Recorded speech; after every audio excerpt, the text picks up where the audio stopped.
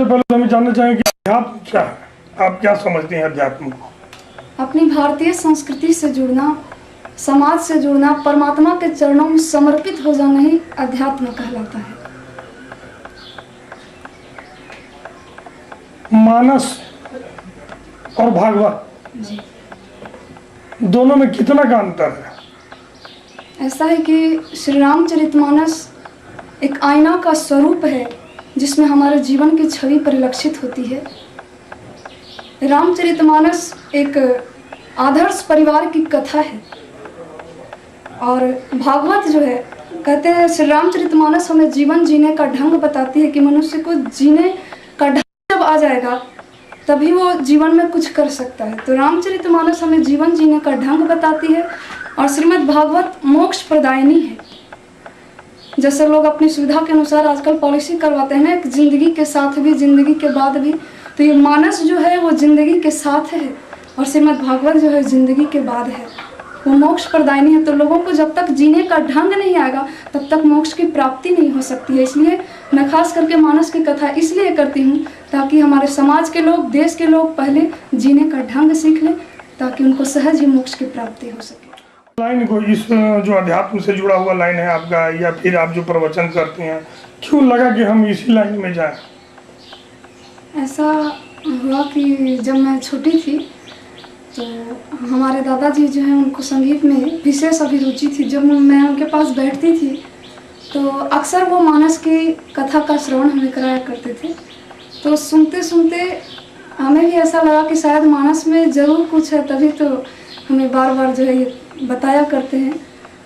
तो उसी समय से मैंने भी मानस का अध्ययन करना शुरू किया और मुझे वो चीज़ मिला जो चीज़ मैं खोजना चाहती थी और उसी समय से मुझे भी मानस में बहुत ही अब विशेष अभिरुचि हो गई और उसी समय से मैं कथा श्रवण करने के लिए मैंने दादाजी से भी सीखा और हमारे फादर जो हैं वे भी हमारे इस कथा के प्रेरणा स्रोत रहे हैं।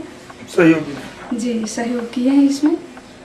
क्या है आपको, आप अभी पढ़ाई कर रहे हैं, आपने बताया कि मैं पढ़ाई कर रहा हूँ, क्यों आपको लगा कि कहीं पढ़ाई से में दिक्कत हो रहा है या आगे फिर दिक्कत होगा, कैसे लग रहा है? जी नहीं, पढ़ाई में इससे इस कथा के माध्यम से मुझे बहुत सहयोग मिला है। जिस लाइन में अभी मैं हूँ वो अभी जैसे मैं आगे बढ़ रही हूँ, इसका सबसे बड़ा श्रेय राम कथा को ही जाता है, क्योंकि जब भी मैं कुछ अच्छा कार्य करने जाती हूँ तो ऐसा लगता है कि जैसे राम कथा के माध्यम से ये मतलब सबसे बड़ा सहयोगी जो है, लगता है जैसे हम भगवान हमारे साथ हैं और हमारी सहायता कर रहे हैं। तो पढ़ाई में कोई जरा भी परेशानी नहीं हुई, इससे और अत्यधिक हमें सहयोगी मिला है। क्या लगता है कि इसको आप करियर के रूप में आगे बढ़ाएंगे इसी को? जी जरूर। और दूसरा कोई लाइन में जाने का इरादा? और लेक्चरर रह करके यूनिवर्सिटी में, महाविद्यालय में रह करके, और मैं इस राम कथा के साथ हमेशा जब तक जिंदगी है तब तक इससे जुड़ी रहना चाहती हूँ। अच्छा, आप जहाँ से आ रहे हैं, जहाँ पढ़ रही हैं, वहाँ का परिवेश ऐसा नहीं है, तो क्या अगल बगल के लोगों से कभी आपको कोई सराहना या इसके विरोध में कभी कोई बात आपको सामने आई? जी नहीं, ऐसा तो नहीं है। कहाँ से पढ़ाई कर रहे हैं? मैं जेएसएम कॉलेज फुसरू से अभी बीए पार्ट 3 हिंदी ऑनर्स पढ़ाई कर रही हूँ।